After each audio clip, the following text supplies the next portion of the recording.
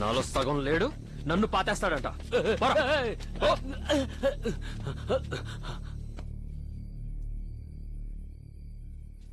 అకస్మాత్తుగా ఎలా వచ్చారేమిటి స్వామి? కారణం లేకుండా కర్మ లేదు.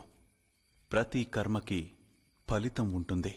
ఆ ఫలితం మారడానికి రోహిణి నక్షత్రం రోజు గుడిలో సుదర్శన హోమం జరిపించండి. సరే స్వామి.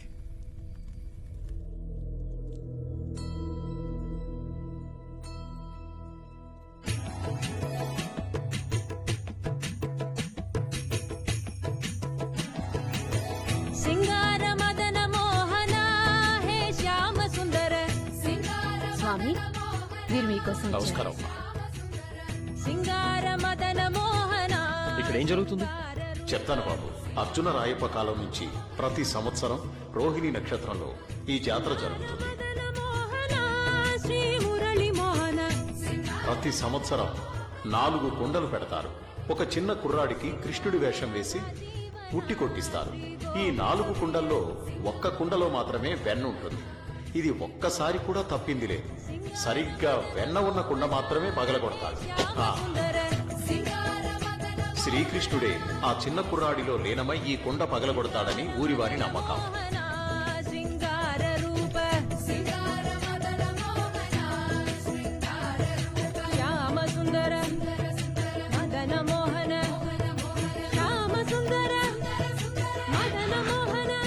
సాక్షాత్తు ఆ శ్రీకృష్ణ భగవానుడే ఈ కొండ మీదకి వచ్చినప్పుడు గంధర్వుల సంగీతానికి పరవశించి వేణునాదం చేశారు అని అంటూ ఉంటారు. అలా చివరగా వాయించిన ఆ వేణువును ఇక్కడే వదిలి వెళ్లారని మా ఊరి వాళ్ల నమ్మకం.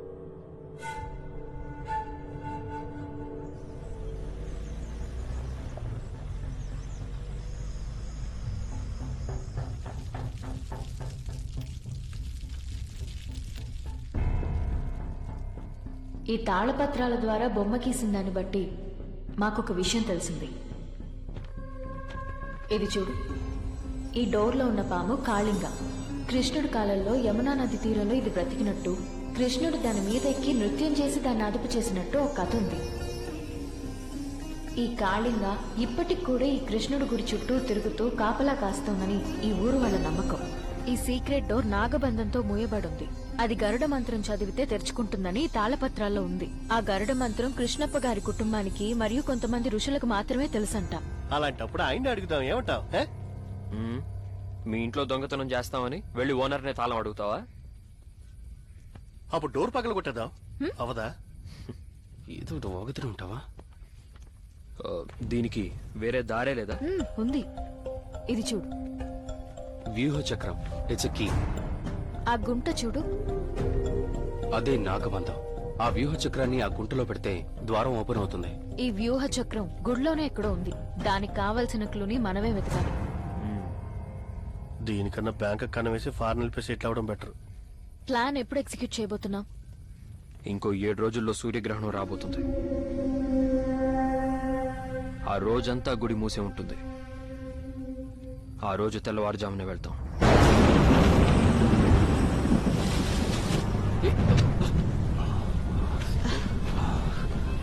మనం డీటెయిల్డ్ గా వర్క్ చేయాలి.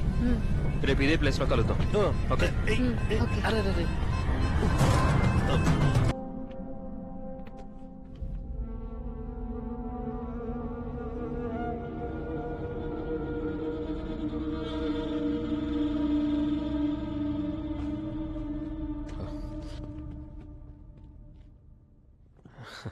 ఏంటి అర్జున్? ఏం లేదే.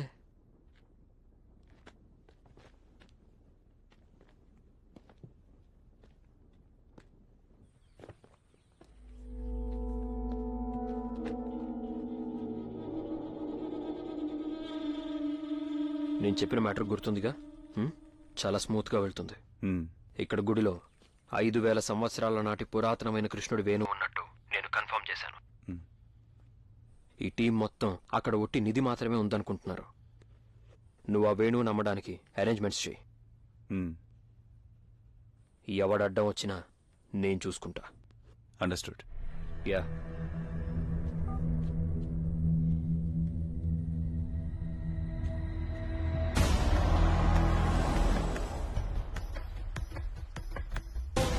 అర్జున్ ముందు ఫ్లూట్ తిని అది మన చేతికి రాని, దాని తర్వాత వాడి కథను ముగిద్దాం.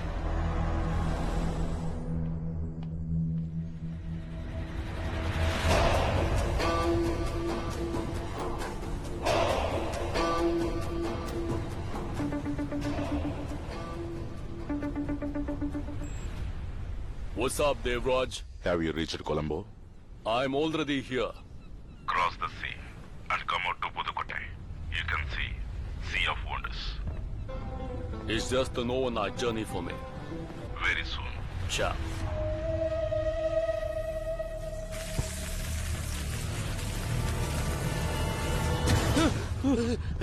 పాము.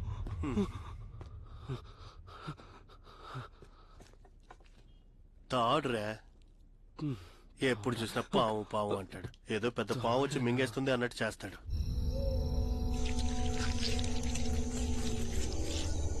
గుడి లోపల ఫ్లూట్ ఉందని శాన్స్ ఫెర్రర్ ఒక ఇన్ఫర్మేషన్ వచ్చింది. దానికోసం అతనే డైరెక్ట్ గా వస్తున్నాడు. ఏంటి పార్ట్నర్, నువ్వు కూడా ఇలాంటి కట్టుకథలు నమ్ముతావా? కట్టుకథను నమ్మను, వాణ్ణి నమ్ముతాను. సరే, ఎలాగో గుడి లోపలికి వెళ్తున్నాం కదా, అక్కడుంటే నేనే తీసిస్తాను. ఉంటే కాదు, తీసుకునే రావాలి.